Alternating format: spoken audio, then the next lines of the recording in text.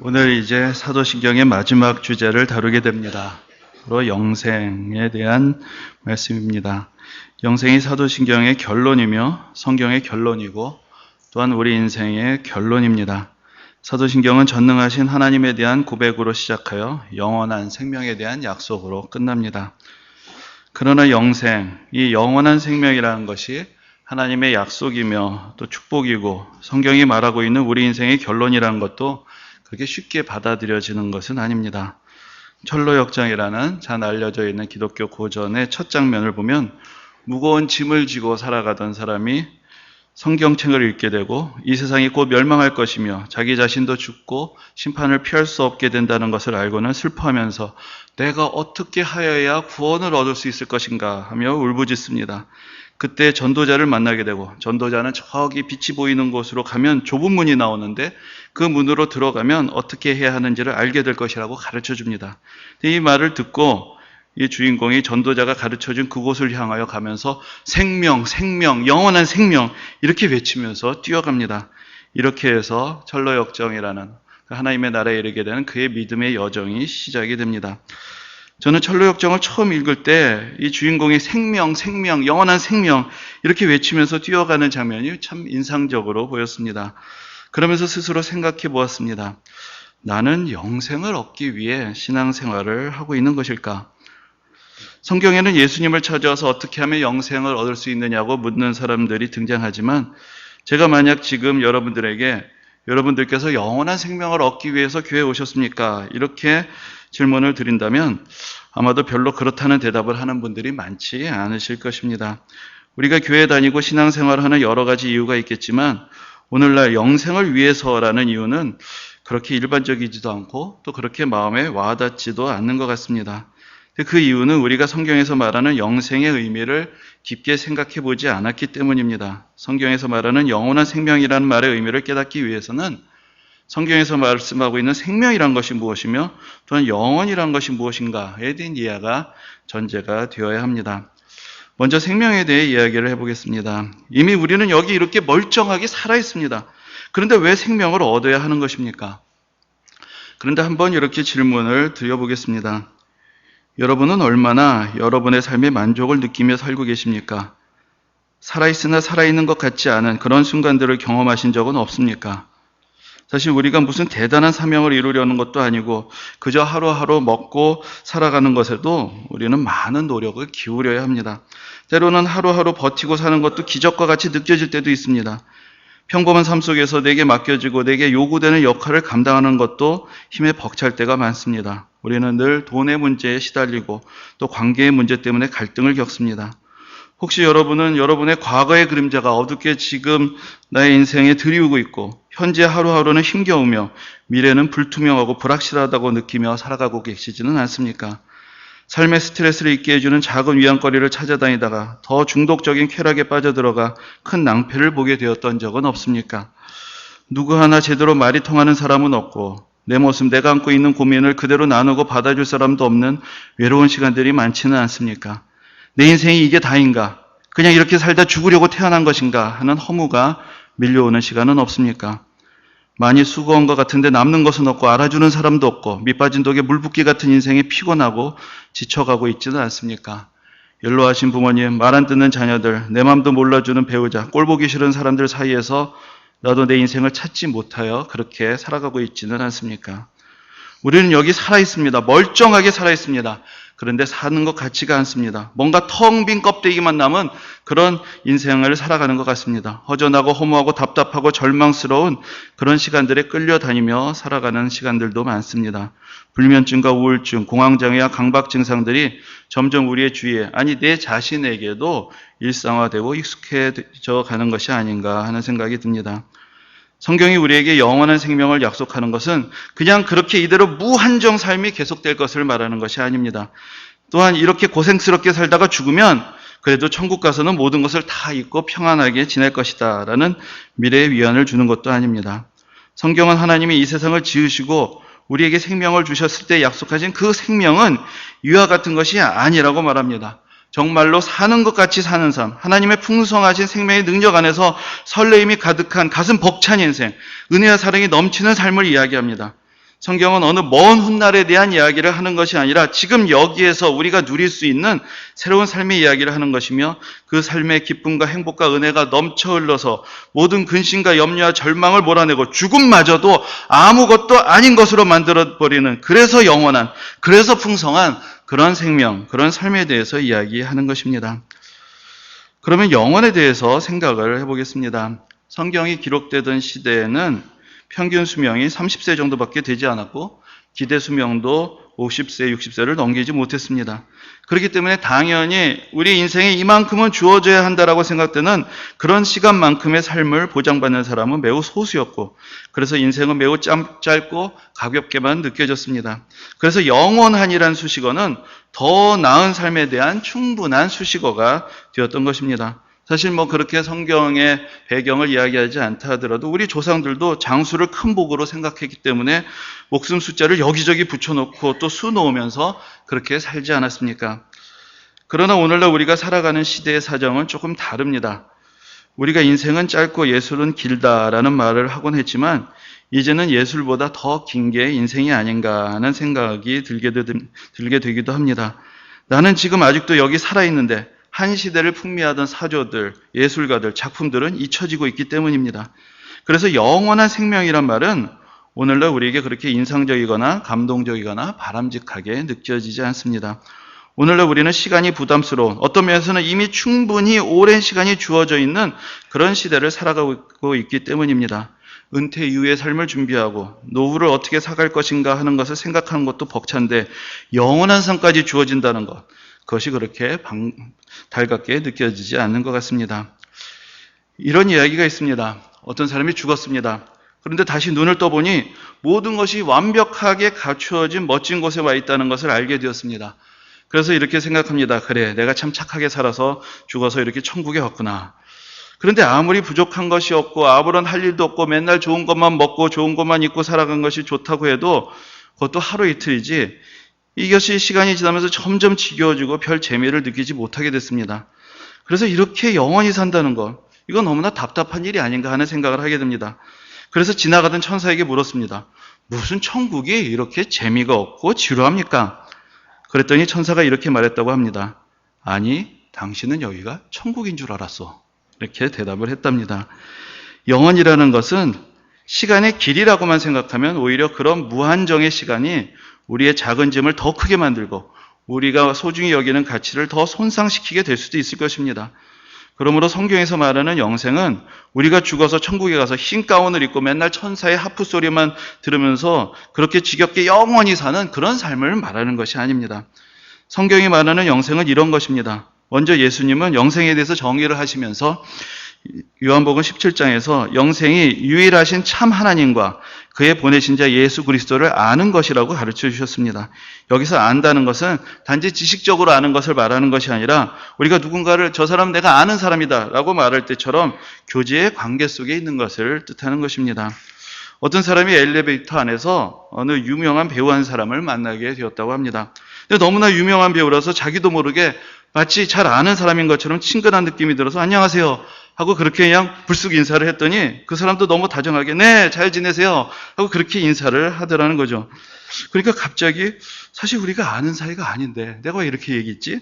하는 생각이 들고 혹시 같은 아파트에 사니까 저 사람이 나를 알고 있었나? 그런 생각이 들어서 저를 아세요? 하고 그렇게 물었더니 그분이 하는 이야기가 워낙 그렇게 이야기하는 사람들이 많아서 늘 그렇게 그냥 인사를 받아준다라고 그렇게 이야기를 했다는 것입니다. 근데 여러분, 이런 일방적인 관계는 서로 아는 사이가 아닌 것이죠. 나는 하나님에 대해서 안다고 생각하는데 하나님이 나를 몰라주신다면 그것은 하나님을 아는 것이 아닙니다. 하나님은 나를 알고 계신데 내가 하나님을 인정하지 않고 살아가는 것도 하나님을 아는 것이 아닙니다. 내가 하나님을 알듯이 하나님이 나를 아시고 하나님께서 나를 아시든 내가 하나님을 알고 믿고 신뢰하고 섬기는 관계가 예수님께서 말씀하시는 하나님을 알고 예수님을 아는 것입니다. 그리고 바로 이 관계에서 영생이 시작이 됩니다. 하나님은 모든 생명의 근원이시며 모든 생명의 창조자이십니다. 우리가 하나님과의 관계를 맺게 되면 하나님의 생명이 우리에게 부어지게 됩니다. 모든 관계는 관계 맺는 사람들 서로 사이에 영향을 주고받게 됩니다. 그래서 우리가 부부도 오래 살면 닮아간다라고 그렇게 말하는 것이 아니겠습니까? 우리가 하나님과 관계를 맺게 되면 하나님께 속한 것이 우리에게 전해지게 됩니다. 하나님의 생명이 우리에게 부어지고 하나님의 은혜와 사랑이 우리에게 부어집니다. 그리고 우리는 우리를 사랑하시는 분이 계시며 그분의 사랑은 영원토록 변함이 없다는 것을 알게 됩니다. 그리고 그 사랑 안에서 영원한 행복을 누리며 살아가게 되는 것입니다. 그래서 예수님은 영생은 바로 지금 여기에서 시작이 되는 것이다라고 그렇게 말씀하셨습니다. 그래서 요한복음 5장에 보면 내 말을 듣고 또 나 보내신 이를 믿는 자는 영생을 얻었고 심판에 이르지 아니하나니 사망에서 생명으로 옮겼느니라 라고 그렇게 말씀하셨습니다. 성경에서 말하는 영원한 생명은 죽은 후 천국에 가서 누리는 것이 아니라 지금 여기서부터 시작이 되며 여기서부터 누리고 살아갈 수 있는 것을 말하는 것입니다.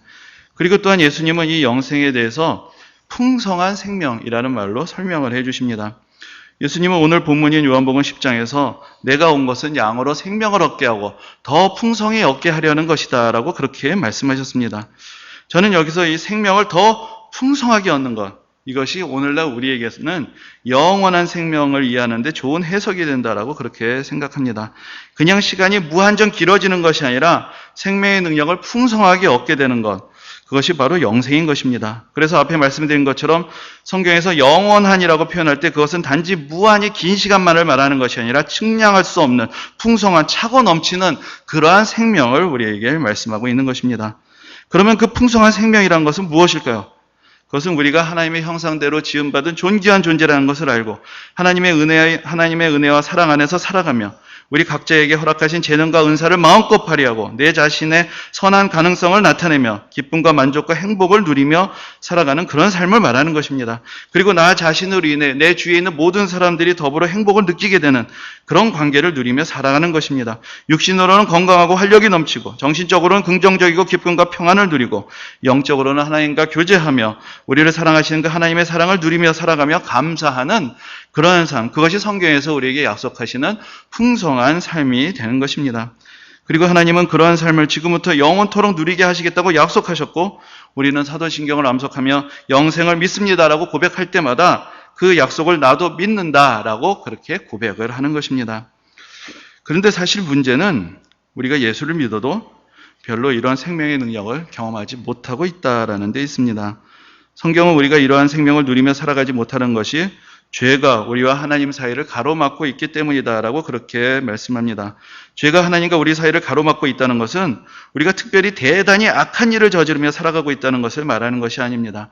하나님 앞에서의 경건과 겸손을 잃어버린 삶, 그래서 하나님으로부터 멀어지고 그래서 하나님의 은혜와 사랑을 믿지 못하고 살아가는 것, 그래서 하나님의 능력을 알지도 못하고 구하지도 않고 자기 스스로 안간힘을 내며 살아가면서 다른 헛된 것들을 붙잡고 의지하며 살아가는 그러한 우리의 모습, 그것을 성경은 죄 속에서 살아가는 것이라고 말씀하고 있습니다. 그래서 지난 시간에도 말씀드린 것처럼 우리가 예수 그리스도를 믿고 우리의 모든 죄를 용서받으면, 그래서 예수님을 의지하고 하나님을 믿고 하나님과의 교제와 관계가 회복이 되면 우리에게 하나님께서 주시는 생명의 능력이 임해서 우리의 삶을 변화시키고 풍성한 은혜를 누리고 고백하며 살아가게 되는 것입니다. 우리가 영원한 생명을 믿는다고 고백하는 것은 우리가 이 세상을 살아가면서 경험하고 있는 이 허무하고 불완전하고 물질스하고 어그러진 삶을 그대로 받아들이지 않겠다고 선언하는 것입니다. 우리에게 허락하신 선한 가능성을 포기하지 않겠다고 선언하는 것입니다. 하나님이 공급하시는 능력 안에서 우리는 더 나은 것을 이룰 수 있다라고 선언하는 것입니다. 우리의 삶의 질서가 잡히고 정돈되며 더 많은 사랑을 베풀고 우리 엉켜있는 관계들을 지혜롭게 풀어내며 소망으로 더 나은 미래를 꿈꾸며 살아가게 될 것을 믿음으로 인정하며 고백하며 살아가는 것입니다. 저는 오늘 설교를 준비하면서 다른 무엇보다도 제 자신에 대해, 또 제 자신의 인생에 대해, 그리고 제 자신의 미래에 대해 생각을 해보았습니다. 사실 저도 생각해보면 답답한 일들이 많습니다. 눈에 보이는 세상에서 별로 큰 기쁨과 위로를 얻지 못할 때도 많습니다. 인생의 짐이 무겁고 뭘 어찌해야 할지 알지 못하는 답답한 때도 있고 미래에 대한 근심과 걱정에 짓누릴 때도 있습니다. 그리고 내가 이것밖에 되지 못하는가 스스로 한심스러울 때도 많습니다. 제가 어제 그제 두 분의 목사님의 설교를 듣게 되었습니다. 사실 저는 별로 다른 목사님 설교를 듣지 않습니다. 사실 더 나은 설교자가 되려면 많이 배우고 들어야 할 터인데 근데 설교를 하는 사람이 되고 나니까 죄송한 말씀이지만 다른 분들의 설교를 들어도 오히려 더 흠집을 잡게 되지 별로 은혜가 되지 않는 그런 때도 많습니다. 그리고 은혜를 받고 정말 좋은 설교다라고 생각할 때에도 그럼 또 비교하는 마음이 들어서 별로 마음이 편치 않을 때가 많기 때문입니다. 그러나 이번에 이렇게 말씀을 듣게 되면서 좀 다른 생각이 들었습니다. 한편으로는 설교자로서 많이 부끄럽고 왜 나는 저렇게 하지 못할까 하는 생각도 들면서 성도님들에게도 미안한 생각이 들었습니다. 그 두 분의 목사님 중에 한 목사님의 설교는 정말로 진리를 알고 있는 사람이 진리에 대해 권위를 가지고 그러나 차분하고도 설득력 있게 하나하나 가르쳐주는 것 같은 그런 느낌을 받았고, 또 한 목사님의 설교는 진정성과 열정과 애정과 확신이 느껴지는 그런 설교였습니다. 그러면서 순간 매우 궁금해졌습니다. 우리 교회 성도님들이 제가 하나님의 말씀을 전할 때 어떻게 느끼실까? 정말로 은혜가 되고 있을까 하는 것이 궁금해졌습니다. 사실 저는 성도님들에게 설교에 대한 피드백을 받지 않습니다. 그렇게 하고 싶은 생각이 굴뚝 같을 때도 많이 있지만 그렇게 됐다가 안 좋은 소리를 들을까 봐 걱정이 되기도 하고, 또 한 번은 한번 그렇게 묻기 시작하면 성도님들이 설교를 들을 때 하나님의 말씀으로 듣고 자기 자신에게 주시는 말씀을 듣고 은혜를 받으려 하기보다는 또 오늘도 김 목사를 어떻게 코치를 해야 되겠다 그런 생각을 하게 될 수도 있기 때문에 그래서 성도님들에게 그런 질문은 드리지 않습니다. 그래서 제가 물을 수 있는 사람은 저희 집사람밖에 없는데, 저희가 결혼할 때 저희 어머니께서 저희 집사람에게 그냥 다 잘했다고 말해주라고 이미 코치를 해주셨기 때문에 그래서 설교를 듣고 좋게 평가하는 것을 또 그대로 받아들일 수가 없습니다. 그래도 저는 제가 많이 부족하다는 것을 알고 있습니다. 언젠가 어떤 분이 우리 교회를 찾아오셨다가 설교가 너무 빠르고 어렵고 도무지 무슨 소리인지 모르겠다고 말하고 다시 오시지 않았다라는 그런 이야기를 들은 적이 있습니다. 그럴 때마다 생각해 봅니다. 더 준비를 잘해야 되는데, 더 노력을 많이 해야 되는데 라는 그런 생각을 합니다. 그러나 오늘은 설교를 준비하면서 제가 다시 이런 생각을 해보았습니다. 다른 무엇보다도 하나님의 말씀을 전한다고 서 있는 제가 하나님이 주시는 놀라운 생명의 풍성함을 그대로 보여주는 그런 사람이 되었으면 좋겠다라는 그런 생각이었습니다. 뭘 꾸며대거나 치장하는 것이 없이 어떤 설교의 기교나 테크닉을 갖추는 것이 아니라 지금 살아계시고 우리에게 더 나은 삶을 약속하시고 우리의 삶을 변화시키시고 공급하시고 채우시고 은혜를 베푸신다는 것의 표적이 되고 간증이 되고 우리 눈앞에 기적이 펼쳐지고 치유가 나타나고 회복의 은혜가 임하고 하나님의 강하신 손과 펴신 팔이 우리를 지키고 우리 함께 하신다. 이것이 경험이 되고 느껴지는 그런 설교가 됐으면 좋겠다라는 그런 소망을 가져보게 되었습니다. 사실 오늘날 설교를 잘한다는 건 그것은 별 매력이 없는 말입니다. 그것보다는 진짜 그리스도인이 되는 것, 진짜 영원한 생명을 얻은 사람이 되는 것, 그런 생명이 있다는 것을 굳이 보여주려고 하지 않아도 나타나고 드러나는 그런 삶을 살아가는 것, 그것이 더 중요하다는 생각을 해봅니다.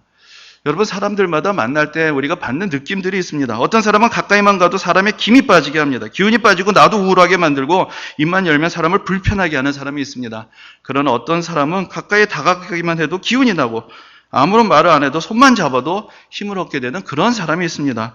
저도 그런 사람이 되고 싶다라는 그런 소망을 가져봅니다.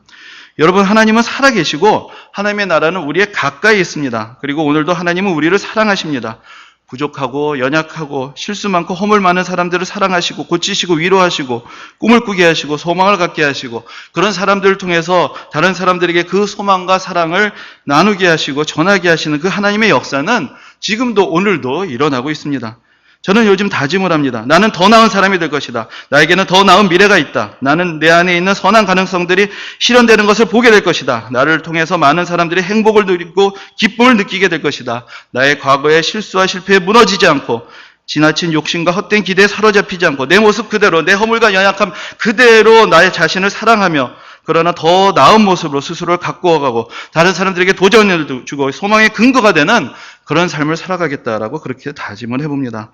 저에게는 그런 미래가 있습니다. 그리고 여러분들에게도 그런 미래가 있습니다. 하나님이 살아계시기 때문입니다. 그분이 우리를 사랑하시기 때문입니다. 그 사랑을 느끼고 그 사랑에서 살아가는 것, 그것이 영생이고 그것이 풍성한 생명을 누리는 삶입니다. 그것이 사도신경의 결론이고 성경의 결론이며 성경이 우리에게 가르쳐주시는 우리 인생의 결론인 것입니다.